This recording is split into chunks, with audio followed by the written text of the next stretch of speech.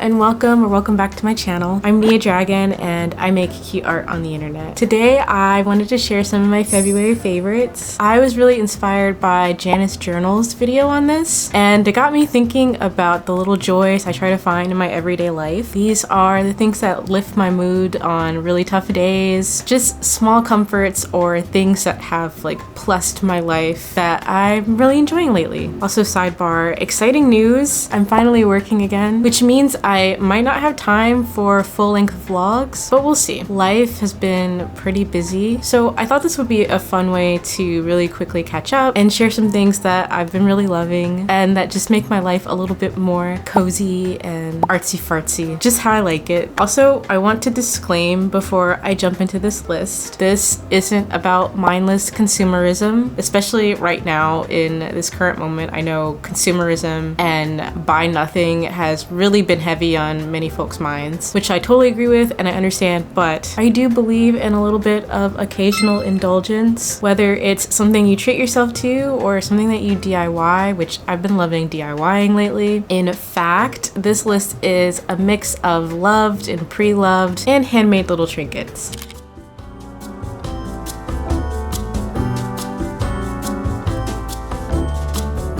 Okay, this is hands down my most loved item on this list, which is my Kindle. I pretty much stopped reading around the time we had to start writing essays and annotating, but before that, I was a full-on bookworm. I largely think about reading and writing as my first love before animation even. When I realized you could tell intricate stories through cartoons like anime, that is really when I changed from being an aspiring writer to an animator. But yeah, I used to be such a huge bookworm, and with the TikTok ban looming in January, I saw a lot of people saying like they were gonna go outside and touch grass, start reading. I followed through on that. I bought a Kindle and I've been really enjoying it. Instead of reading news about how democracy is crumbling every day, I've been reading about a honey witch who works with bees. Which, side note, if you know what book I'm talking about, it was not a good read. Anyway, this thing has been attached to my hip since I got it. I went with an old e-reader because I wasn't sure how much I would actually read. Also, getting an e-reader is like pretty expensive, and I am somebody that when I'm trying to explore a new hobby, I want to spend as little as possible on it, mainly because I am the type of person to buy everything I need and then decide, oh, I hate this. Now I have all these supplies. So I have learned basically that I want to invest as little as possible up front and then upgrade things as I feel like I need to. You know what I mean? At some point, I do definitely want to get a more updated e-reader. I don't know if I'll stick with Kindle, but regardless, this was a good investment. Another thing I've been loving is my yarn holder. This was also a really great investment for me. My New Year's resolution this year was to crochet more and crochet more, just like silly things for me. I really wanted to build my confidence as it came to crocheting. But yeah, this was a great little tool though, because if you crochet, you'll know that yarn kind of is just everywhere all the time, and all my little tools are just like scattered around and they don't have their little homes as I'm crocheting. So I like this because I can keep my yarn on this thing and it sort of just spins around as you pull yarn. And then of course I really like these compartments because I can keep my crochet hook in here along with my yarn hooks.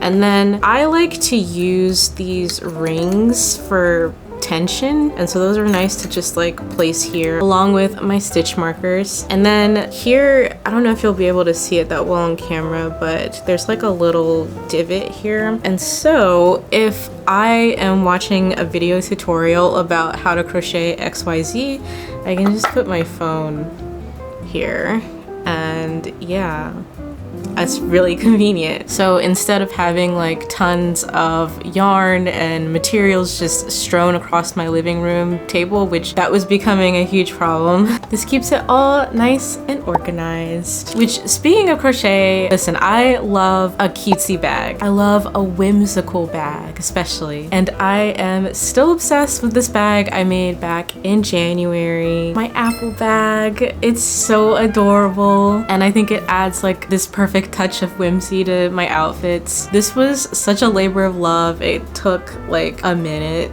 to make, but it was so worth it, and I really want to make more statement bags. I also really just want to make this one in green. I know I already mentioned that. If you watch my January vlog, I've been thinking about making a green apple since I made this, but I just haven't. But yeah, I don't know. This has been cute. I could make a full-length video about this next one, but for now, I just want to briefly mention it, my Notion bookshelf. So I have had a love-hate with Notion for a really long time now, but again this year, I decided to give it another shot. Instead of forcing it as a productivity tool, I've been using it as it was actually intended as a note-taking tool. Imagine that. I know a lot of people have success with Notion as a productivity tool, but I think maintaining the productivity system that you set up is a lot of work that I don't always enjoy. But as a place to just like kind of write things down to remember for later, I've been really enjoying it. And since I've started reading again, I created my own Notion bookshelf to go along with it. And my Notion bookshelf keeps track of my current reads, my TBR, audiobooks that I'm reading, quotes and notes, and honestly, it's really great. I love my Notion bookshelf. It helps me relive the stories and also remember things from books that I've read. I've read some like general mental wellness books recently too, so those have been great to like take notes on and collect in one place. And overall, like I just think having a Notion bookshelf just keeps me excited about reading in general. And in contrast to having used Notion in the past where it feels like a chore to maintain the pages I've created, I find my Notion bookshelf to be very low maintenance and like something I'm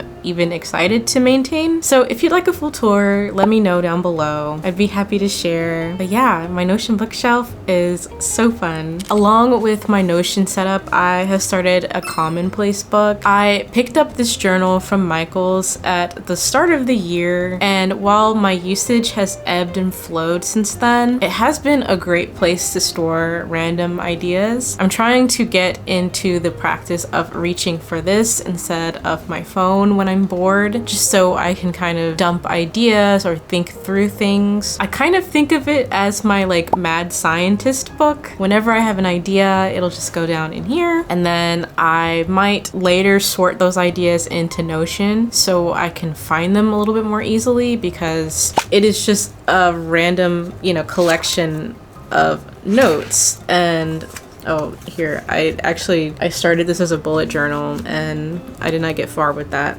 so it turned into a commonplace book. But anyway, I lose ideas all the time, so having a little place to just like keep them is great. There is like a saying about your brain not being a place for storage, and I just have to remember there is a lot of truth to that. Having a physical place to jot things quickly is been really nice. Okay, this one is a little bit random, but it is the definition of small joys. I got these puffy heart stickers at the same time I got my commonplace journal from Michael's, and they're really cute. I really like them. I don't actually use them in the journal. I use them on my calendar to keep track of the days that I've exercised. And I have this really cute calendar by Megan Wang, and it just makes the calendar look super cutesy, and I really like that visual reminder of the time that I put in towards like maintaining an exercise habit. I've realized that like kind of white knuckling it as far as healthy habits and routines go is not what's well suited for my brain. I have to make it novel and exciting and gamify it a little bit to keep myself consistent, and using these feels good for me right now. I'm still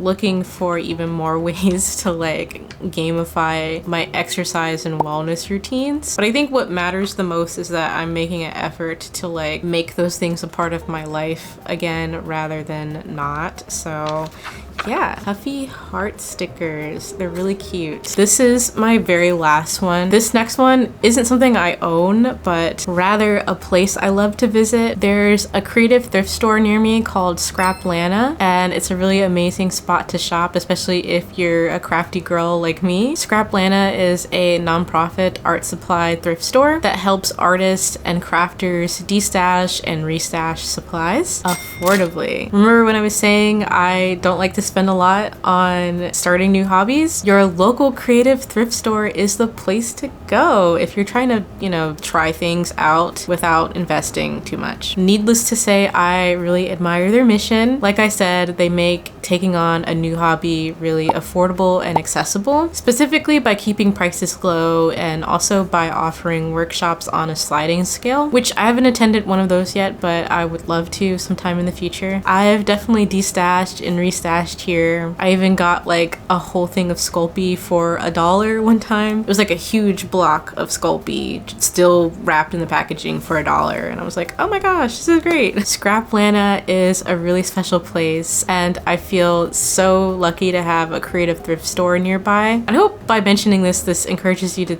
like look into whether there are local creative thrift stores in your area, because they're a great way to, you know, try a new hobby and support your local art community. Okay, this list, I know, is really long. I do have 2 honorable mentions. This freckle pen.